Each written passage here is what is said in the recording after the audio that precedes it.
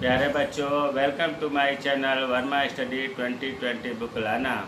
मैं UP board के class 11th के छात्र छात्राओं के लिए जियोग्राफी सब्जेक्ट में भौतिक भूगोल के मूल सिद्धांत को हिंदी माध्यम से मैं फुल कोर्स कराऊंगा।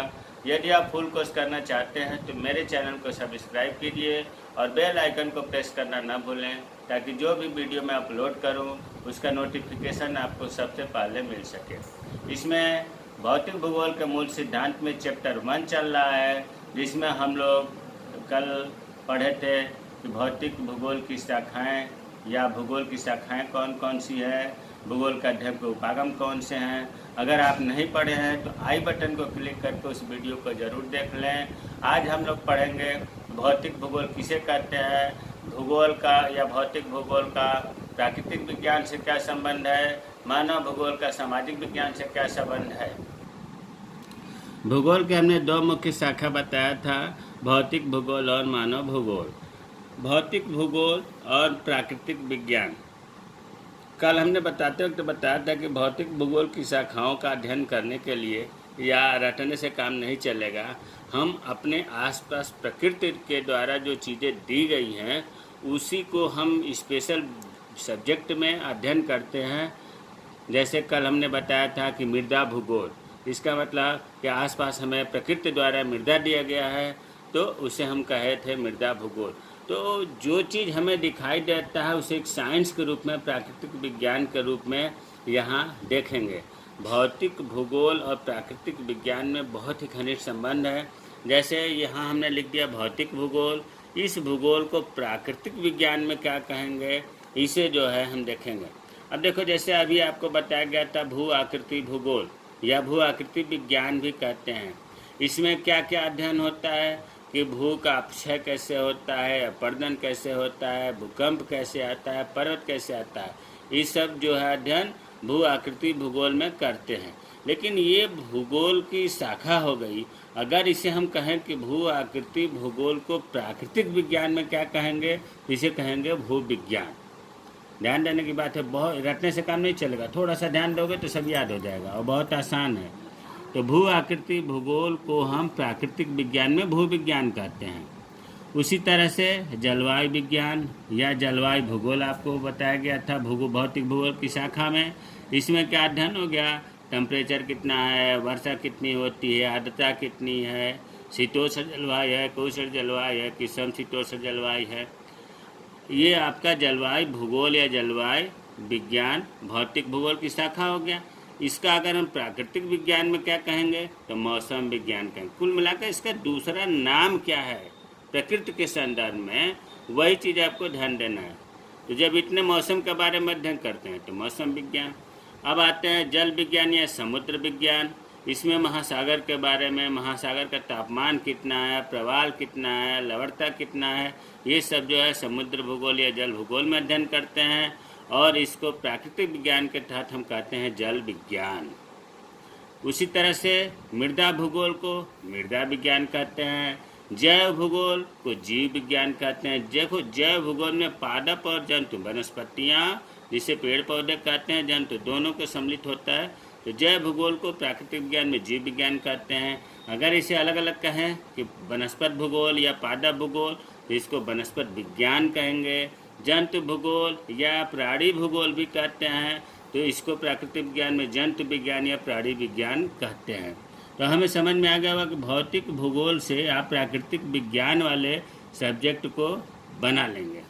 अब मानव भूगोल जो दूसरी शाखा है भूगोल की, मानव भूगोल, मानव समाज निर्माण करता है तो इसलिए सामाजिक विज्ञान कहते हैं। मानव भूगोल और सामाजिक विज्ञान में भी वही बहुत घनिष्ठ संबंध है।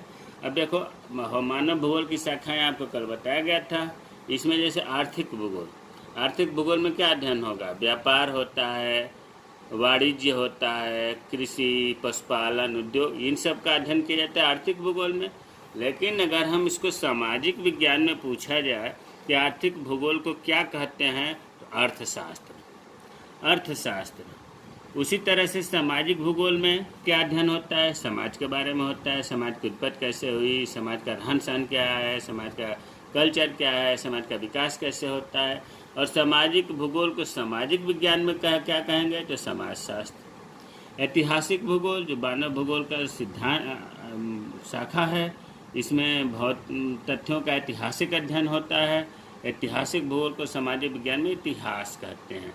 राजनीतिक भूगोल, इसमें राष्ट्र की सीमा, राष्ट्र का विस्तार, संसाधनों के बारे में अध्ययन होता है। सामाजिक विज्ञान में राजनीति विज्ञान कहते हैं। जनसंख्या भूगोल, जनसंख्या के बारे में, जनसंख्या वितरण क्या है, घनत्व क्या है, लिंगानुपात क्या है, साक्षरता क्या है, ये सब जनसंख्या भूगोल में अध्ययन होता है। और जनसंख्या भूगोल को सामाजिक विज्ञान में क्या कहते हैं, तो जनआंख्यिकी। उसी तरह से मानव भूगोल को पारिस्थितिकी विज्ञान कहते हैं, पर्यावरण भूगोल को पर्यावरण विज्ञान कहते हैं, सांस्कृतिक भूगोल को मानव शास्त्र कहते हैं, भौगोलिक चिंतन को दर्शन शास्त्र कहते हैं। प्यारे बच्चों, हमें समझ में आ गया होगा कि जो भूगोल की शाखाएं हैं, भौतिक भूगोल और मानवीय भूगोल। भौतिक भूगोल को प्राकृतिक विज्ञान में क्या कहते हैं, मानव भूगोल को सामाजिक विज्ञान में क्या कहते हैं। ये रटने से काम नहीं चलेगा, थोड़ा सा ध्यान देंगे तो अपने आप ये समझ में आता है और लोग उत्तर बता देते हैं। अब प्रश्न उठता है कि भौतिक भूगोल के मूल सिद्धांत किताब का नाम है। भौतिक भूगोल के बारे में हमें पढ़ना है। तो भौतिक भूगोल कहते किसे हैं डेफिनेशन के रूप में? भौतिक भूगोल भूगोल की एक महत्वपूर्ण शाखा है जिसमें पृथ्वी के भौतिक तत्वों का, मानवीय तत्वों का नहीं या मानवीय तथ्यों का नहीं, भौतिक तत्वों, भौतिक मतलब पर्यावरणीय तत्वों का अध्ययन किया जाता है।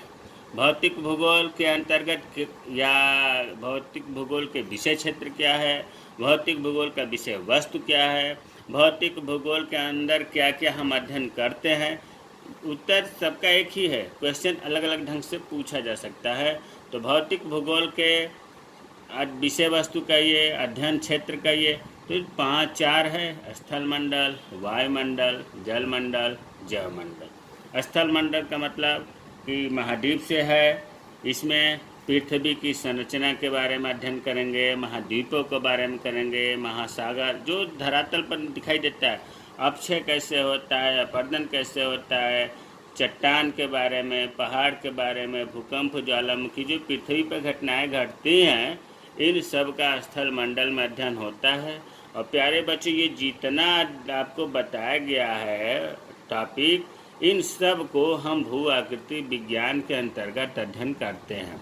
तो एक लाइन में ये भी कह सकते हैं कि स्थल मंडल के अंतर्गत हम भू आकृति विज्ञान का अध्ययन करते हैं। अब आते हैं वायुमंडल। वायुमंडल में सूर्य तप का अध्ययन करते हैं, तापमान का, वायु दाब का अध्ययन करते हैं, वायु की गति का अध्ययन करते हैं, वर्षा का, आर्द्रता का, बादलों का अध्ययन करते हैं। और इन सब को जिस विषय में अध्ययन करते हैं उसे हम कहते हैं जलवायु विज्ञान। जलमंडल, जलमंडल को दूसरा नाम है समुद्र मंडल या समुद्र महासागर।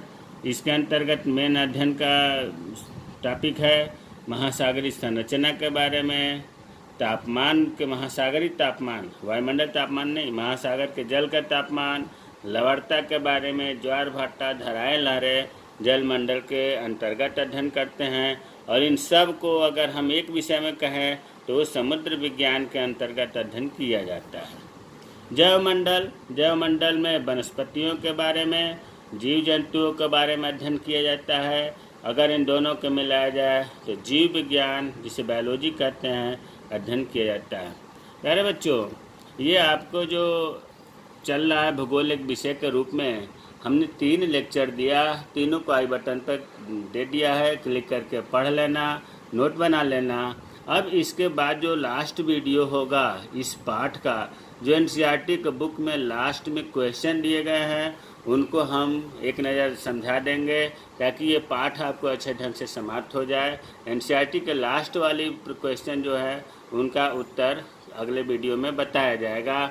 जय हिंद, जय भारत।